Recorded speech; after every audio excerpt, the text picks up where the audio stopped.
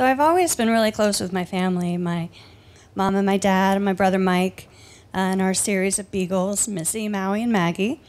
And wherever we moved, hi Vijay, sorry.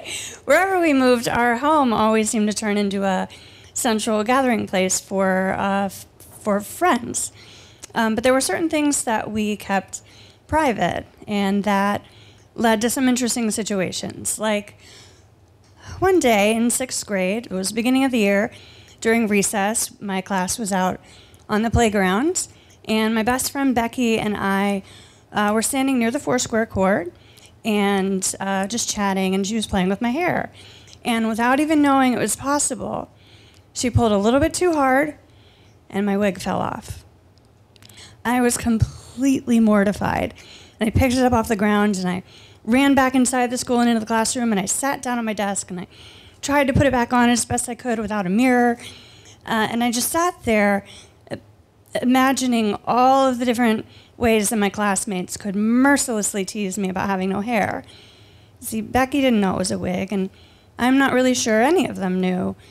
They knew that I was sick, and I'd be gone for a couple days at a time, and then I'd come back.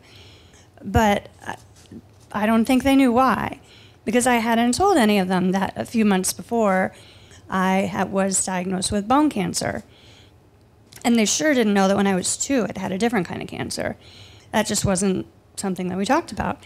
So I heard the teacher's whistle blow outside, and I started freaking out because all the kids were coming back into the class, and I didn't know what was going to happen. And then it happened. Hey, it's Sinead O'Connor, everyone. And it was Miles, as usual. He was breaking the tension with the exact amount of humor that we needed. And no one ever said anything about it again, at least not while I was around. And, you know, it was a family battle, and one that we dealt with within the family, and I became very proud of that. And it was that we could deal with it on our own, and then I could deal with it on my own, and I took that to ridiculous lengths. Like, I would go to cancer camp every summer, and I wouldn't talk about it there. We had better things to talk about, like, you know, how we were going to steal a golf cart after the camp director left at night and go joyriding, or how many of us could fit in the hot tub at midnight. You know, way more important things. There was really no need to talk about it or burden anyone else with it, especially, you know, given how often I relapsed, which, like a Chicago voter, early and often. So when I got to college, it felt different. I was away from my family, and somehow it just felt like the world was spinning faster. And my friend Brittany relapsed for the first time. She and I had met in the hospital back in 1992, and we went to camp together. We did all kinds of things together. And so she went on chemo, and I joked with her that she didn't need to try so hard to be like me. And she said, haha, well, unlike you, I'm not going to wear a wig. And her mom always said, well, Brittany has just a perfectly shaped head, and it's framed by these cute little ears, so why would you ever want to cover that up? So she finished her chemo, and she went off to college the next year, but pretty quickly she relapsed again, and she took a leave of absence from school to try this experimental treatment. In the meantime, I was getting ready to go to Rome for a semester, so whenever I was at the hospital, I would stop by and visit with her, because I knew I'd be gone for a couple months and I wouldn't be able to. And we had the same conversation every single time. And it went something like this. Hey, Britt. Hey, how's it going?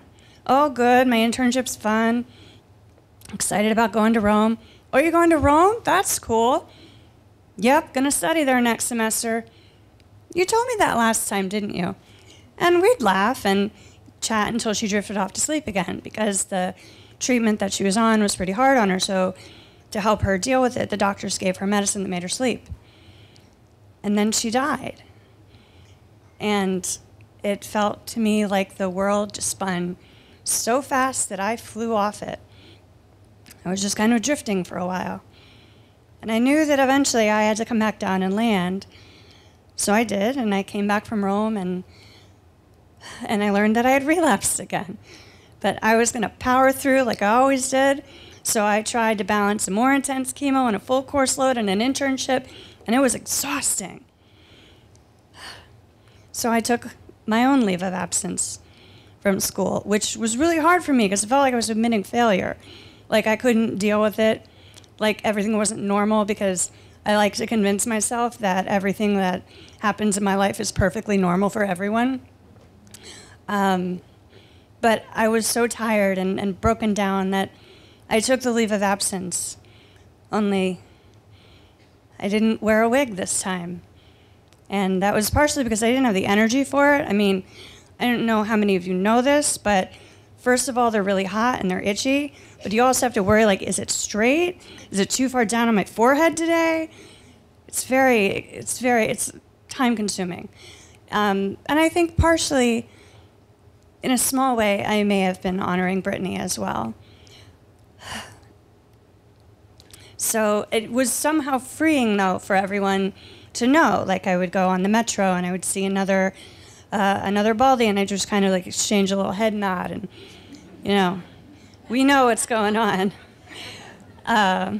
Or in my office, it was very entertaining. I had my office mate shaved my head in our office over lunch one day because I couldn't handle it falling out in patches.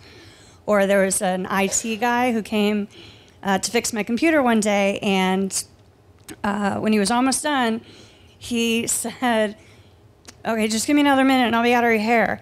And I started laughing, and I watched his whole body just tense up and freeze.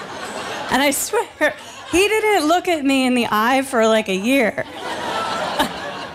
I thought it was funny. So, but don't get me wrong, I still did some really ridiculous things to prove, probably mostly to myself, that I could still handle it all.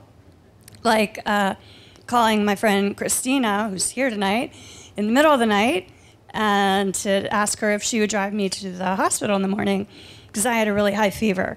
And I want you to know that I was smugly proud of myself for calling her, or texting her rather, and asking her to drive me rather than trying to drive myself with 105.7 fever.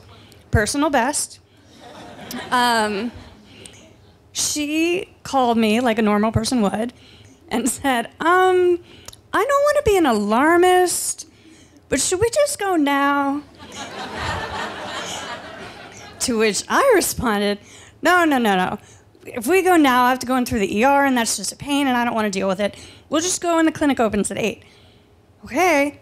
Well, that turned out to be a really bad idea, like a septic shock in the ICU sort of bad idea. We all lived to see the next day. It's fine. So it took a while for it to finally sink in with me, but eventually I did get it that for me, my strength doesn't come just from within or from merely surviving. My strength and my ability to thrive comes from my family, and that includes all of my amazing friends.